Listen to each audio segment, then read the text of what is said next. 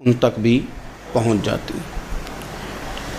خیر کی چیزیں پہنچنا بڑا اچھا ہے، بڑا مبارک ہے، اس سے بہتری پیدا ہوتی ہے، لیکن جب شر پھیلتا ہے نا، شرارت کی جاتی ہے، تو عورت چونکہ اپنی عقل کے لحاظ سے اتنی مضبوط نہیں ہوتی جتنا کہ مرد ہوتا ہے، اور ذہن کے لحاظ سے اتنی پختہ نہیں ہوتی جتنا کہ ایک مرد ہوتا ہے، تو وہ بیچاری اس کا جب اثر قبول کرتی ہے تو وسوسوں کا شکار ہوتی ہے۔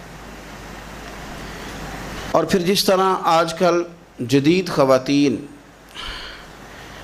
جدت کا لیبل لگا کے سوسائٹی میں آئی ہیں، کہتی ہیں ہم نے سیاسی، سماجی، فلاحی، ملکی، ان سب معاملات کے اندر پورا کردار ادا کرنا ہے، تو وہ چونکہ ایک حسین نعرہ لے کے آتی ہیں، تو ہماری بیٹیاں، بچیاں، بہنیں، مائیں بعض اوقات حالات کے جبر کی وجہ سے، بعض اوقات وسوسوں کی کثرت کی وجہ سے وہ کسی نہ کسی طور پر اس تکلیف کا شکار ہو جاتی ہیں، اور شیطان انہیں اپنی لپیٹ میں لیتا ہے۔ کرنے کا کام یہ ہے کہ عورتوں کو بتایا جائے کہ تمہارا اصل سبق ہے کیا، تمہارا دین کے اندر کردار کیا ہے، تمہاری فضیلت کیا ہے، حقوق کیا ہیں، تمہیں کتنا نوازا گیا ہے، اور تمہارا کردار بڑا شاندار رہا ہے، عورتوں کا بڑا تابناک اور خوبصورت کردار رہا ہے دین کے لیے ہمیشہ۔ بلکہ جتنے لوگ دین کے لیے تیار ہوئے، عالم ہوں، مجاہد ہوں، غازی ہوں، استاد ہوں، حافظ ہوں، ان سب کو تیار کرنے والی مائیں ہیں، اور وہ پوری جد و جہد کے ساتھ بھیجتیں، تیار کرتیں، محنت کرتیں۔ انہوں نے ان کی تیاری میں بھی اور آبیاری میں بھی خوب کردار ادا کیا۔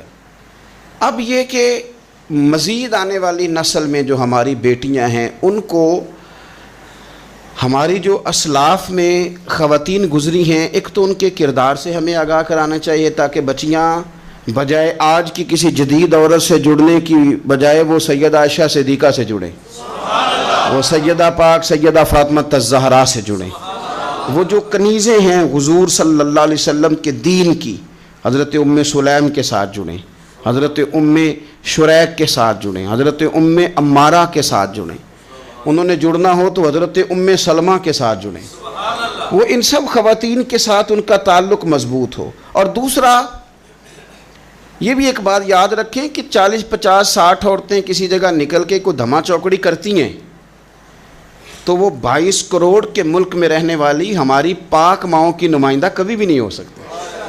اس لیے دنیا ان کا چہرہ دیکھ کے، بلکہ ان کا مکروہ چہرہ دیکھ کے، ہمارے گھروں میں حیا کا پردہ پہن کے بیٹھنے والی عورتوں کو اس پر کبھی بھی وہ قیاس نہ کریں۔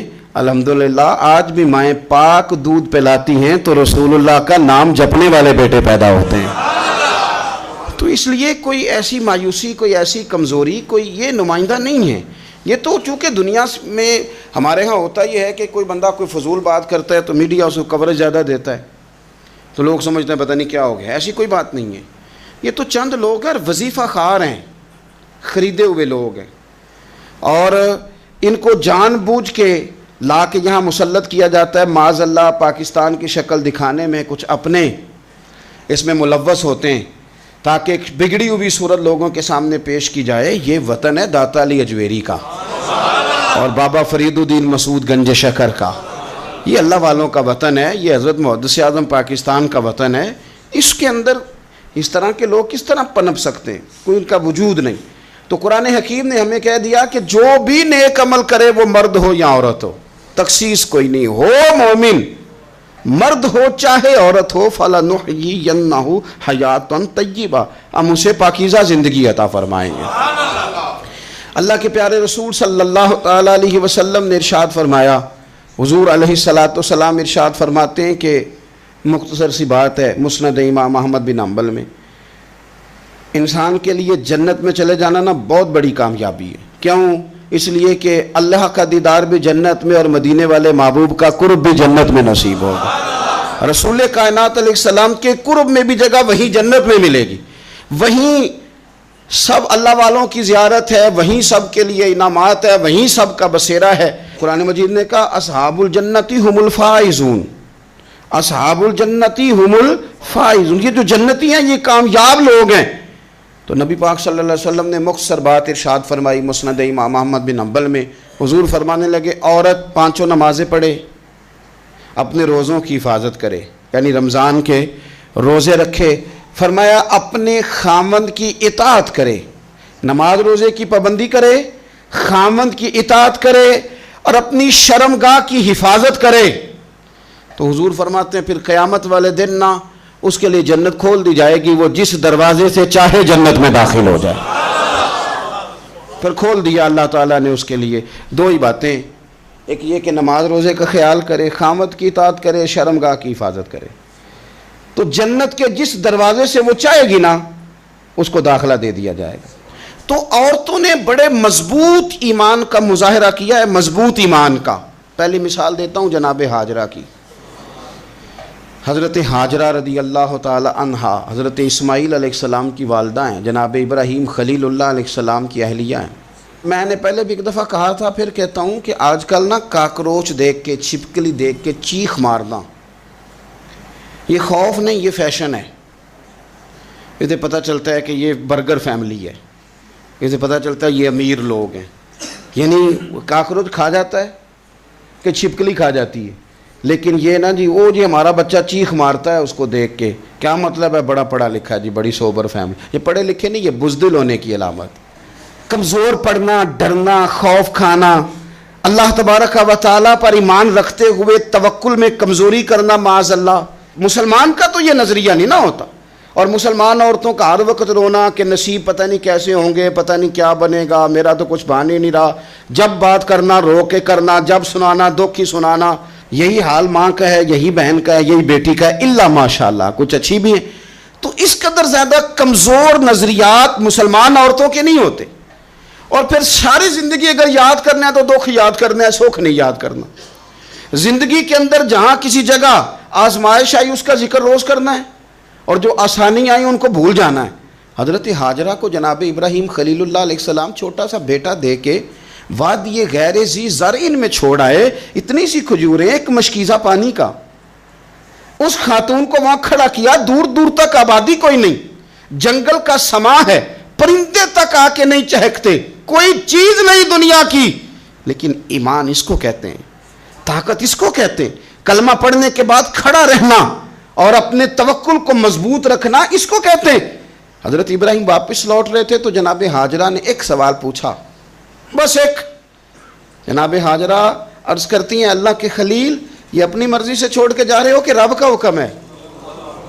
میرے مالک کی میرے بارے میں یہی فیصلہ ہے، یہی رضا ہے، یا آپ اپنی مرضی سے چھوڑ کے جا رہے ہیں؟ تو جناب خلیل علیہ السلام فرمانے لگے ہاجرہ نہیں، یہ رب کا فیصلہ ہے، یہ اللہ کی رضا ہے۔ تو آپ کو بخاری میں یہ لفظ ملیں گے، جناب ہاجرہ کہنے لگی پھر آپ فکر نہ کریں، اگر رب کا یہ حکم ہے تو پھر میرا رب ہمیں کبھی بھی ضائع نہیں کرے گا۔ یہ مضبوطی ایمان کی، یہ مضبوطی، رب پھر ہمیں کبھی ضائع۔ او میرے ملت کی بیٹیوں اور بہنوں، ساری امیدیں خامن سے کیوں لگاتی ہو؟ ساری امیدیں بیٹے اور بھائی سے کیوں لگاتی ہو؟ ساری امیدیں دنیا سے کیوں لگاتی ہو؟ اس طرح کرو، اپنی ساری امیدیں اپنے رب کے ساتھ وابستہ کرو، رب کی رضا پہ، رب کے فیصلوں پہ راضی رہنا سیکھو۔ اگر تم یہاں ٹھہر گئی نا تو تمہارے پھر آنسو بہیں گے ضرور پر اللہ کی بارگاہ میں، پھر تمہاری دعائیں کے لیے ہاتھ اٹھیں گے ضرور پر اس کا کرم طلب کر، پھر کمزور باتیں نہیں کرو گی۔ جس طرح ایمان عورتوں کا مضبوط تھا، اسی طرح ہماری جو اسلاف میں خواتین گزری ہیں، صحابیات، ان کا نا تبلیغ کا جذبہ بھی بڑا مضبوط تھا، بڑا مضبوط تبلیغ کا جذبہ۔ حضرت ام شریک رضی اللہ تعالی عنہا قبیلہ بنو عامر سے تعلق رکھتی تھی، پر مکے میں آئی ہوئی تھی، گھر گھر جا کے رسول اللہ کا دین بتاتی۔ ان دنوں میں نہیں جن دنوں میں پھول پھینکے جاتے ہیں تبلیغ کرنے والوں پر، جن دنوں میں نعرے لگتے ہیں ان دنوں میں نہیں، ان دنوں میں جب چھپ چھپ کے لوگ دین کی بات کرتے تھے۔ حضرت زید بن ارقم رضی اللہ تعالیٰ عنہ کے گھر میں لوگ بیٹھ کے دین سیکھتے تھے۔ یہ خاتون، مجھے آج کہہ لینے دیں یار، مجھے کہہ لینے دیں، ووٹوں کی ضرورت ہو تو عورتیں گھر گھر چلی جاتی ہیں، ایک سیٹ کی ضرورت ہو تو بیویوں کو گھر گھر بھیج لیا جاتا ہے۔ یہ دیکھو، یہ ایمان ہے رسول اللہ صلی اللہ علیہ وسلم پر صحابیات کا، یہ کمال ہے کہ گھر گھر وہ بھی گئی ہیں، پر ووٹ کے لیے نہیں، رسول اللہ کے دین کے لیے، رسول اللہ کے دین کے لیے۔ گھر گھر حضرت ام شریک جاتی، جا کے نا، اور وہ طریقہ تھا نا عورتوں کو قائل کرتی، بڑے کٹھن حالات تھے اسلام پر، اعلانیہ کوئی بات نہیں کر سکتا تھا۔ حضرت ام شریح کہتی ہیں میں عورتوں کو بلاتی، کہتی میری بات سنو، جب وہ قریب آتی تو میں نے نبی پاک کا دین بتاتی، سائیڈ پہ کر کے کونے میں نہ تھوڑا او یار آپ ذرا اس کا لطف تو لیں، اس کا ذائقہ تو دیکھیں۔ حضرت ام شریح کہتی ہے میں گھر گھر جاتی بتاتی، تو کافروں کو پتہ چل گیا کہ یہ تبلیغ کرتی ہے۔ انہوں نے مجھے بلایا، کہنے لگے تیرے برادری اور قبیلے کا مسئلہ نہ ہوتا تو ہم تجھے قتل کر دیتے، اب ہم تجھے واپس بھیجتے ہیں۔ چند مردوں کو میرے ساتھ کیا، مجھے گھوڑے اور اونٹ کی ننگی پشت پر باندھ لیا۔ ننگی پشت پر لمبا سفر کرنا مشکل ہوتا ہے، پسینہ آئے، بڑی تکلیف ہوتی ہے گھوڑے پر بیٹھ، اب وہ کوئی کجاوا نہیں، کوئی چیز نہیں، اسی طرح باندھ کے لے گئے۔ اور فرماتی ہیں کہ 3 دن اور 3 راتوں کا وہ سفر تھا، رستے میں وہ خود چھاؤں میں بیٹھتے اور مجھے باندھ کے دھوپ میں ڈال دیتے۔ 3 دن میں نے زمین پر چلنے والی کسی چیز کی آواز نہیں سنی، لیکن وہ جب نبی پاک کے دین کی بات پوچھتے تو میرا کلیجہ خوشی کے ساتھ ٹھنڈا ہو جاتا، آنکھیں کھل جاتی اور میں کہتی کیا بات ہے میرے نبی پاک کے دین کی۔ اس کیفیت میں بھی وہ تبلیغ کی لذت اپنی جگہ موجود۔ حضرت ام شریح رضی اللہ تعالیٰ عنہ فرماتی ہیں کہ جگہ انہوں نے مجھے لٹا دیا باندھ کر، پیاس بڑی شدید تھی، پانی پینے کو دیتے نہیں تھے، روٹی کھانے کو، یہ ایک عورت کی بات کر رہا ہوں، یہ خاتون کی بات کر رہا ہوں۔ آج کل تو ہمارے بچے شام کو سالن ٹھیک نہ پکا ہو تو موبائل توڑ دیتے ہیں، یہ قوم نہیں میدانوں میں جا سکتی، جہاد نہیں کر سکتی۔ خاتون کہتی ہے کہ شدید پیاس تھی اور مجھے باندھ کے لٹایا ہوا تھا، مجھے جب تکلیف بڑھ گئی تو اچانک میں نے دیکھا پانی کا ایک ڈول برآمد ہوا ہے، میں نے اسے تھوڑا سا پی لیا، پر طلب ابھی باقی تھی، وہ پھر آ گیا برتن، میں نے پھر پیا، طلب ابھی باقی تھی، پھر برتن آ گیا۔ امام ابو نعیم نے اس کو لکھا ہے حلیۃ الاولیاء میں، فرماتے ہیں تیسری دفعہ وہ پھر بھرا ہوا ڈول پورے کا پورا آ گیا، اب میں نے پیا بھی، اپنے کپڑوں پہ بھی چھڑکا۔ جب وہ سارے بیدار ہوئے تو مجھے آگے کہنے لگے کہ تو نے ہمارا پانی استعمال کیا ہے۔ فرماتی ہے پھر انہوں نے اپنے برتن دیکھے، مشکیزیں دیکھے تو بھرے ہوئے تھے، میرے قریب آ کے کہنے لگے یہ پانی کہاں سے آیا؟ تو میں نے کہا تم ابھی میرا عقیدہ نہیں سمجھے، یہ میرے رب نے مجھے دیا ہے، میرے رب نے مجھے دیا۔ فرماتی ہے مجھے باندھ کے لے جا رہے تھے، پر جب میری بات سنی نا تو بول کے کہنے لگے ہمیں سمجھ آ گئی ہے، تیرا دین ہمارے دین سے بہتر ہے، تیرا عقیدہ ہمارے عقیدے سے بہتر ہے۔